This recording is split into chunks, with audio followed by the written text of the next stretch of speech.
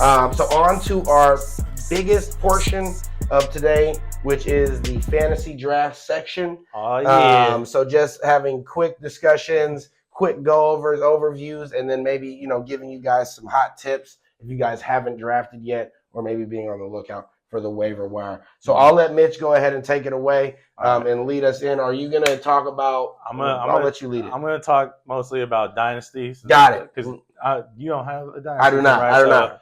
It's still something new to me. This is my second year in it. Last year, had a draft with a bunch of dudes that a homie of mine knew from the East Coast. Started playing with them. They seem like a lot of diehard shit talkers. So I was definitely excited to get into this league to show them how it's done. Right. Last year, my team went, I think, 12-3 or 11-4 or something like that. But ran into some injury troubles and just some lackluster play in the semifinals.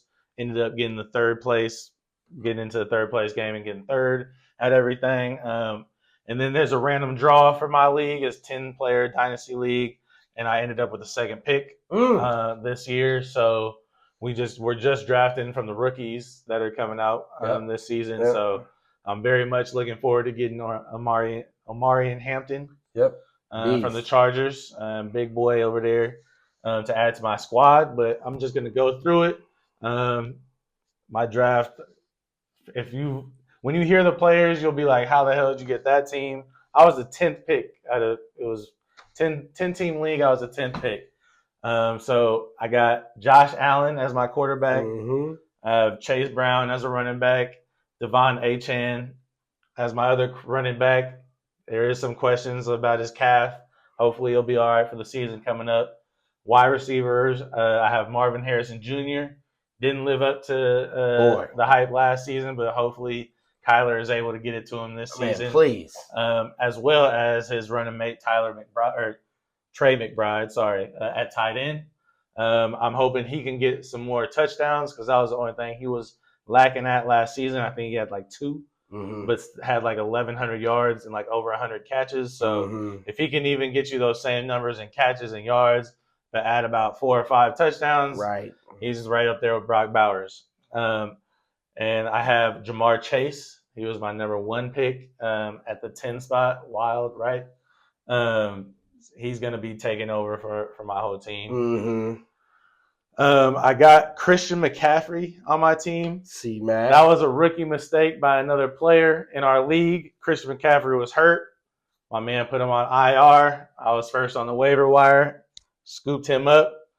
But I say that was a gift to me because earlier in the season, with Rashee Rice having all his issues and his injury, I was kind of under the assumption that he wasn't even going to come back and play football. Right. There was a little bit of a scare of that. So I did drop him.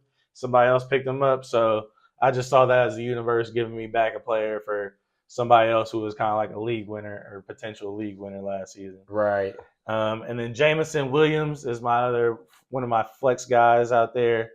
Chase McLaughlin as my kicker with the Pittsburgh Steelers defense. So it's a pretty good overall squad. You'll be able to see these with the shorts that we're going to have coming. I'll have my team up there. You'll be able to peep them out if you're not remembering everybody right now. Just to go through the bench real quick, Baker Mayfield, Trey Benson, Isaac Guerrero, Jacoby Myers, Rashid Shaheed, Jake Ferguson, and Chris Godwin, another guy on my team from last year who was set to be a top receiver but ended with a bad leg injury, out for the whole season. I'm just hoping he comes back and can be as solid as he was last season. Right. Because he was definitely a great surprise. Somebody who bounced back after having some like solid seasons, but this one was looking like a top tier one. So I thought with the players I got, I had them all in a pretty young range, but all guys who are still very, very competent to win even right now. Right. So I'm very happy moving forward because I feel like this team, I could have them and not have to make a lot of moves for a good like 4 or 5 seasons. So let me know what you guys are doing in terms of dynasty drafts. Let me know how they went for you guys, what your strategies were. If you were thinking more down the line or if you were trying to mix and match with guys now who are going to be some of the best, as well as guys who are projected to be better. because the Dynasty League is definitely something that I'm excited about. And I think it's something that's really cool, especially if you have a good core of people that you like to play with. It's something that's exciting and adds another element to playing fantasy. Mm-hmm. It's not just cookie cutter, oh, I'm redrafting again this season. It's like a little more strategic, got draft picks that you can trade and stuff like that. So I think it's pretty cool addition that fantasy has made moving forward. Absolutely. Yeah, Dynasty Leagues, I feel like have been definitely for like the more hardcore users for a long time, just in terms of, it takes a lot of meticulous type of like looking ahead and things like that and how you drop and all that. But I think the most thing as well is you just need to have a group that would want to play for like, at least 5 years. Because otherwise a dynasty, there's no point in making a dynasty. You might as well just do it regular. And that I think is harder to find. Just because people go in and out of liking and like if you're not gonna be fully invested, it's crazy how much a league's integrity can just go wishy-washy, even with like 2-3 users not. So I'll just talk real fast about, we can talk about this one that Mitch and I did. No, it's totally fine. I think it's totally fine either way. So let's pull this up because I think it makes more sense to do that one. I like my other draft better, but that's only because I drafted in the 9th, which in general I'm always gonna like better than a 7th. I drafted out of a 7th slot, which for me is probably actually my least favorite slot. Like the 7 might be the worst. I feel like statistically it's gotta be one of the worst. It is. Like just in general. It is. That pick like is 8, rough, 6, all those yeah, to 6, me 7, are better. 8 are just like, tough. And they're tough, but they're better. Like I would rather have a 6 and an 8 because a 6 you're very close to the 5, which means you're always right in the middle. You're just kind of always having the same level of draft. 7, again, you're somewhere in the weird like gray zone, and then 8 you're starting to edge towards 8 you're starting to at least edge towards the 2 snakes. So anyway, so let's look at how this went. This was the first draft that I did as well. This draft had me, Derek. I ended up getting an A grade, I think, for this one, which, by the way, Yahoo in their grading, we don't know. Always hilarious. I do feel like this team out of the 7 slot ended up being like pretty low rated by Yahoo in terms of like their point projections. But I was like, God, point projections are real low on Yahoo. So weird this year, but some players are hella high. Like there are some guys where it's like every week you're 19 or 20 as a skill position, not even as a quarterback. But then you got guys over here who are like the vocal point of their offense, like like Jonathan Taylor is at 12. Where it's like, I mean, even a touchdown, 16, like just off a tutty. Like he doesn't even have to have a good game to go for a 16. You know what I mean? So anyway, let's look at this. Who else was in this? Let me just double Eric, check. our boy Eric with an A. Sacktown signed up. Don was in this thing, and Byron. So I believe that's the squatty that we had in there. Yep, and then a bunch of randos. So Mitch got the first overall pick, and somehow was the only one out of the whole group. Mitch got number 1, and then it was like 6, 7, 8, or 7, 8, 9, 10. Mind you, the last drafts we've had, I was the 10. No, he has. We've all had moments where we're wherever. So he goes Jamar Chase first round. Let's see where. Like I said, so it's I'm 7, Eric's 8, Don's 9, Byron's 10. Jesus Christ! I thought it was rigged. Like when I jumped in, I was like, I did it. I hacked into it. Excuse me. Anyway, so Jamar, then Bijan goes second, Saquon goes third, and we're just going to give a slight overview. You know what I mean? I'm not going to go round for round, but the first round's worthy of hearing. So we got Jameer 4th, Christian McCaffrey 5th, CeeDee Lamb 6th, which left me with Justin Jefferson at 7, which I believe is a true steal. Whew.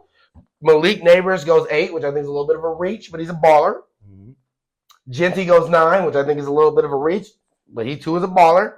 Puka Nacua goes 10, which again I think is a little bit of a reach. But also this was drafted a little while ago, I'm remembering as well, when like the rankings were truly different when we first drafted this, because some of these players have dropped so significantly. And then like Puka and some of these guys have absolutely gone down to like, they're not hella far down, but they're like 15 to 18 now, as opposed to like 10, 11 range where they were kind of. Especially with that Matthew Stafford news. Yeah. Never know what's going to happen with that boy's back. Exactly. So Byron goes Puka Nakua and Amon-Ra St. Brown. So I'm going to talk just from here about where I went, and then we'll let Mitch talk about where he went, and then that'll be that. So my second round pick, I ended up going Jonathan Taylor. So I went Jay Jettas and then Jonathan Taylor because you got one elite wide receiver. You're hoping you can put together an elite running back. Trying to look and see if there was anything else I was deciding between. I got snaked by Eric. Ooh. I was going to pick Derrick Henry, and he just snatched him one pick before. And so I said, I'm going to go ahead and grab my boy JT. But it was between him and A-Chain. And A-Chain, for me, he looks better at the end of the year than he does every week. Like, for some reason, you look back on the stats and you're like, it's not a bad year. But, like, week on week, you're like, we got a lot of 13s and a lot of 8s and shit in there. And that was at least my experience having him last year, and I was super excited to have him because he's fun to watch. He's a burner, and he was one of those guys the year before that had a couple, like, 45-point games. I was like 50. And he had nothing close to that last year. But let's hope that, he can have another bounce back. But for me, I think Jonathan Taylor was more traditional, a guy that I can count on to hopefully get a guaranteed set of touchdowns. That's what I want. Then I moved on to round 3. Got a little crazy. I went Jaden Daniels, but that was just because really at the end of the day, I want to watch Jaden Daniels. Yeah. Jaden Daniels is my boy. Sometimes I do that with fantasy. If it's a guy that I just feel like, you know what, I'm probably not going to draft him any other time, and definitely not going to get him in this draft. But just in general, like I'm not the kind of guy that likes to draft a quarterback multiple times on a team. So I'm like, this is going to be my Jaden team. Yeah. Okay. I think right now he's my favorite quarterback in the league. And so, it's nice to have him on the team. Will he have the same kind of season? That's why I'm saying picking him that high is a risk because he balled out. But who's to say that team is going to be even anywhere near? Hey, Brock, he said he's right. You're right. No, hey, Brock, you need to holler at your Brock, you my boy. Brock, you my boy. Okay, but we can all have favorites elsewhere, right? And I think that I wasn't really choosing between a lot, honestly. Once I saw whoever Brad was took Josh Allen, it was like, okay. I know it's going to start rolling. Let me pull this trigger. And I think. How many went in a row? Also, Lamar Jackson went 12th to Don. Yeah. Keep it 100, Diddy. So, forgot about that as well. Donnie. That boy loves getting him a little scoop of I know I made that boy a little mad. Yeah, he was hella mad when you snagged up Brocky. But I honestly, I have no idea what he was thinking. I literally went with Lamar Jackson. So, it was like, okay. Like. Then the next pick was Breece Hall. So that's my 4th round pick. I felt good about Breece. I mean, Breece for me, it was I wanted to go running back again. I think wide receiver is just super, super heavy this year. And so if you are going to end up taking a wide receiver with your first overall pick, I think it's really important to try to get a good talent pool of running backs after that because wide receivers, there's a plethora, and running backs dry out quick. So I thought Breece Hall, who at other times and, minus last year, has been looked at, as a real bell cow, as a guy that could be a potential top 10 pick in fantasy, right? And I got him at 34. So I'm saying, you know what? Let's take a risk on a guy that could be a top 10. Not saying he will, but just opportunity-wise, let's hope it's there. And the Jets can't be worse than they were last year, you'd think. At least running the ball because they have Justin Fields, right? And I was choosing between him and Kenneth Walker and Omarion Hampton. And I remember that specifically. And, if I look back on it, maybe I would pick Omarion.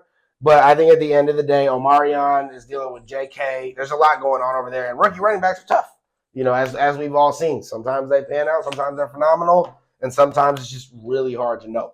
So I just tried to go with the guy that is more, a bona fide at this point product, right? So I took Breece Hall. Then in the 5th round, I go DK Metcalf because, again, now I'm realizing you're going to, even though there's a lot of wide receivers, you're going to start running out of top-tier talent here, and you do have to fill a wide receiver 2 slot. So I'm going DK Metcalf. I was choosing between Devontae Smith, Rashee Rice, and the guy that I also picked the next pick, which is Sam Laporta. DK, the reason I went with DK, Devontae is dealing with AJ. Okay. I think Devontae is amazing. And then Rashee Rice, I think, could honestly be more productive than DK. But there's just so much on the line for Rashee. And he's dealing with Worthy. And there's always Kelsey, who you'd assume if he's still going to be out there, he's going to do better than he did last year. Hollywood Brown. There's names. And so, DK, it's a rush-heavy team. So for all you guys going to draft in DK thinking, oh, wide receiver one, be careful. Mm-hmm. Pittsburgh runs the ball a lot. But you'd hope that Aaron Rodgers can spin it over there, and hopefully they've built some rapport. So, just on opportunity alone, I drafted him because you might have wide receiver one opportunities. Ain't nobody else over there. Correct. Then round 6, quick turnaround. I grabbed Sam Laporta, tight end. Want to fill that role. Always good to have a guy that you feel good about at the tight end, because the tight end, just like the running back, and maybe even more than the running back. Actually, let me take that back. Definitely more than the running back. Real thin. Slim pickings. Real thin. Slim pickings. So when you get a guy you can feel comfortable in, it feels good, because otherwise you're going week to week. Mm-hmm. Yes, you are. You are waiver wire dumpster diving, sir. And you're going to be looking for who is not playing well against tight ends on the week. And I'm going to grab the guy who's on the other team. Mm-hmm. That sucks, okay? And you're looking at being happy about a 6 to 10 range, right? When you can get a guy that gets you 10 to 15 on the weekly, it can change things. So that's why valued Sam Laporta, who I personally think Yahoo is sleeping on in terms of scoring this year. If you look at it, seems a little bit down, and I don't know why. All he's done is do great things. Mm-hmm. And that offense is super high-powered. So I was very happy to get that pick, and I really don't think I was debating between anybody. I think that was one of the very few picks where I was like, I couldn't believe he still was there, and it was, Travis Kelce's the next guy after that, and I'm like, that to me now is a huge drop. More volatile. Good God. So then we go to round 7. And I get Xavier Worthy. So just again, this is where I'm trying to get a guy who could potentially surpass one of my other 2 wide receivers, right? So you're looking at a guy who's going to give you some boom or bust. That's where you want to. That's where my strategy took me here in this round. So when I'm looking at other players as wide receivers, I was looking at Jalen Waddle, and I was looking at Calvin Ridley, and I was looking at Teotaro McMillan. And when you look at all those, I think that Calvin Ridley, I think weirdly is a decent option. Mm-hmm. I think that people kind of sleep on him because he's just no longer a pretty name and he's on a team that's gross. But I think Cam Ward is going to be slinging it, and I think he's a wide receiver 1. And so opportunity alone could give him some good shots at stats. Definitely. But I just think when you think about what Tyreek did, and maybe this is just me in my imaginary bag, but you love the things that Worthy can bring, and you've seen glimpses of it, right? And so when you talk about a guy that could just be a make or break in fantasy in terms of what his skill set can do to put points up, that's the kind of guy that has a skill set that not many have in the league. So I wanted him, and I got him. And that's why I think I picked him over Teotaro McMillan and all those, and because who's his quarterback? Price? Or who?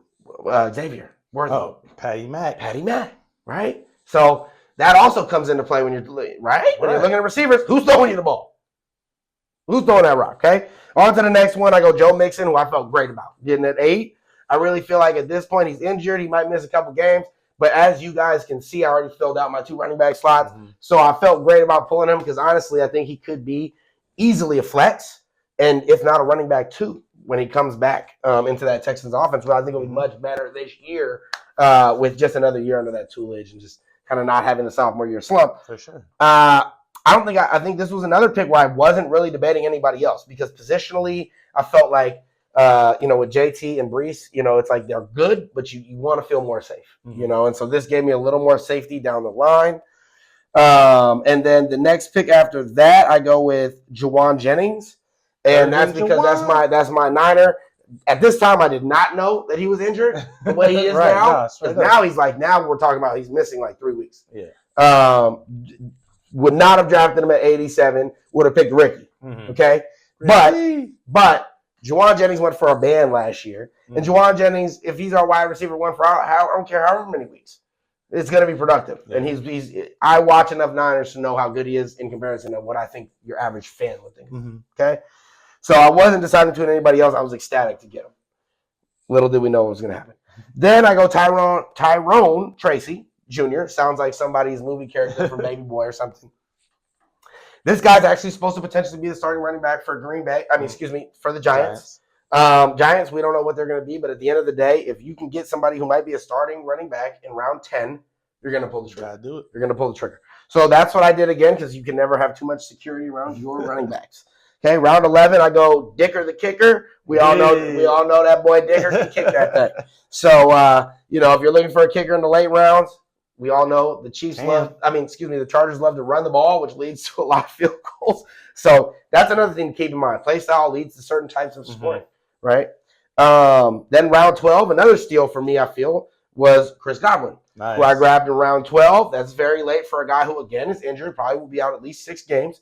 But last year, as Mitch mentioned before, this guy was on a wide receiver 1 production level. Definitely. Okay? And he's over there in an offense that does nothing but slang rock. Yeah. Okay? And you got Baker Mayfield, baby, who I think is like the Brett Favre of this era in terms of just like creating just stats. Sling it, baby. Just create stats. Just put some stats up. Then I go Jaden Blue in round 13, who, this is where you're starting to really take flyers. Yeah. This guy, I was hearing a lot of buzz out of the Dallas camp. This guy runs like a 4.3. Dallas loves to use these kind of running backs. They say he's kind of like a Darren Sproles. This is a PPR league, so I put 2 and 2 together, shot for the moon. It might be a complete miss, but who cares? It's a running back. And if I'm looking back on the positions, I don't know who else I would have taken.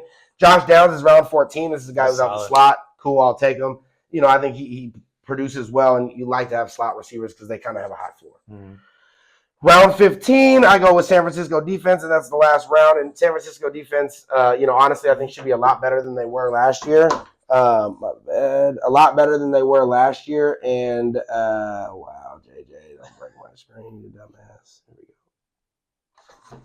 And so, you always just want to have at least a couple of your hometown team on there. And so if I'm going to take a risk, I'm going to take a risk right there with the Niners defense. We're going to plug them in because normally, I don't know about you, Mitch, but normally I just go week to week with defense. For sure. Whoever's playing the weakest teams, I'm going to go ahead and add. So there you go. And now you get to hear Mitch, who had a nice view from the other side of the draft table at numero uno. So, yeah, we don't care about the grades that we get, but got an A+ on this one. Gang. First pick out here. Gang. Said I was supposed to go 14-1. Granted, I also did have the weakest strength of schedule according to Yahoo. That's hilarious. So that's pretty nice as well. But first pick overall went Jamar Chase. Pretty obvious choice right there. It was either him or Bijan Robinson. I know Jahmyr Gibbs is getting a lot of talk right now, but maybe if I had a 4th or 5th pick, I probably would have won Gibbs. But got to go Jamar first overall. It's always nice to just get that top-tier wide receiver on your team. And then for the turnaround, when it came to me at the end of the 2nd round, the start of the 3rd round, I went with Bucky Irvin as my running back, and I then went with Brock Bowers. I didn't want to wait to get a questionable or have to think about it tied in later on, and I felt like with this turnaround, with the guys who were around him, I knew I was missing out on some of the big-name players, but I felt like once I got to my next picks, in the 4th and 5th round, there was still going to be plenty of value. And for the 4th and 5th round, I went Amarion Hampton and James Conner just to fill out my running backs and my flex. I just felt like it was important to get top-tier running backs at the beginning because, like we said, once you get to about DeAndre Swift, David Montgomery, Isaiah Pacheco, Caleb John, those guys, you're hoping that one of those guys has one of their best seasons again because that's a big drop-off. So went with Amari Hampton and James Conner. I went with Conner there instead of Kamara. I just don't know what's going to go on with that New Orleans offense. I know Kamara's always hyperactive there, but I went with James Conner, somebody I don't usually get, but I was he's always just touchdown consistent. Machine. Yeah, super consistent, so let me get him on my team because I also picked Amari Hampton, who we still don't know about. Yeah, exactly. The next 2 rounds for the 6th and 7th, I went, unfortunately, like we were talking about, this was a week or 2 ago. So I didn't pick Travion Henderson. Right. I probably would have right here at this spot. I ended up going with Caleb Johnson, somebody who had a little more, backing at the time a couple weeks ago, but hasn't really super showed out and has Jalen Warren to split with. And then Travion Henderson just has Ramondre Stevenson, who knows if he's never plays a full year. 3 games. Yeah. So, but I went Caleb, and then I went Terry McLaurin to match up with Jamar Chase. I thought that was a great value at that time because I was really missing a lot of top receivers at that point. Right. They were really going. So and let's hope his situation gets worked out. hopefully he can get Boy, his it's figured looking out like because he might get shipped out. After that, went to the 8th and 9th round. That's where I got Kyler Murray and Deebo Samuels back to back. Just went and got Kyler. Had to do it. Needed a quarterback at that time. I felt like that was great in terms of getting the position players, like the flex guys, the running backs, tight ends, early on, and still getting the guy I feel like who has the ability to use his legs, get rushing touchdowns, as well as having targets like Trey McBride and Marvin Harrison to throw to. Feel like he can still produce a lot and maybe even get close to matching some of those top quarterbacks. And then Deebo Samuels, just to go on what we were talking about with Terry McLaurin, don't really know what's going to happen there with him. So if Deebo is the one to rely on, I got another number one wide receiver right there. Yep. Moving on now. Where was I at? I think I went with the Pittsburgh defense. Then I went with Cooper Kupp. At that time, everything was kind of up in the air. The players was just like pick and choosing who you want. Yeah. Like you were talking about earlier, I could have gone Ricky Pearsall. That would have been a nice pickup right there. I feel nobody like knew. Even like Travis Etienne at that time, somebody who was still going really low in drafts. Could be the number one guy over there. So, when you get to these later rounds, it's kind of just like, it's just a shot in the dark and kind of guys you want to see do good. Once it came to the 12th and 13th round, I then went Zach Charbonnet and Matthew Golden. I feel like getting Matthew Golden both good that picks. low was crazy. So I thought that was a great pickup. That's somebody who could be a starter for you throughout the season. And then if Kenneth Walker goes down, last year Zach Charbonnet went crazy. All the games he was starting. So he's my ultimate backup just in case Kenneth Walker goes down throughout the season, which he has done. Which he will. And then last but not least, I took is there two Derricks? Anyways, doesn't even matter. I took two shots in the dark. Right. I was like, is there? But I don't know why I would have picked Kyler and JJ. But anyways, you picked JJ and Harrison Buckner. Oh, and Harrison Butker. Okay, so I got JJ as my backup to Kyler. I think he has Justin Jefferson, Jordan Addison, Aaron Jones to throw to, and TJ Hawkinson. So at the very least, he can be somebody that surprises us down the line if Kyler Murray can't hold up. So I'm excited with my team. I think I got a good one this season. Absolutely. So that is our little fantasy review for today. Obviously, as you guys put stuff, if you do in the comments, we can go over it. If you have draft strategies, other things like that. And we may have one more draft that we draft closer to it, and we'll give you all another review because I think it's always good to get an early on. Right. And then now that the preseason's done, now that some actual camp battles have happened and have been solved, I think it's worthy of us all doing another draft. So I'll probably get the same guys.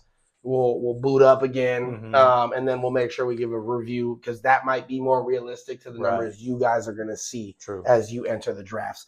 So before we leave y'all today, I just do want to give a quick shout out to the Valkyries. They finished as the best expansion team in WNBA history with their record this year.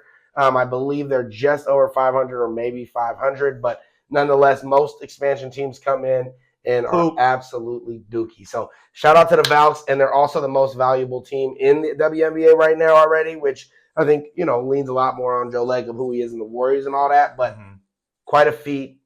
What a first season in the Bucks. If you haven't gone, you're in the Bay and haven't checked out a Valkyries game, strongly suggest you do. I've been to about 2 or 3 this year, cracking. So make sure you check them out. And we will see y'all next week on the Say Something Show. Y'all be good. Peace, love, and happiness.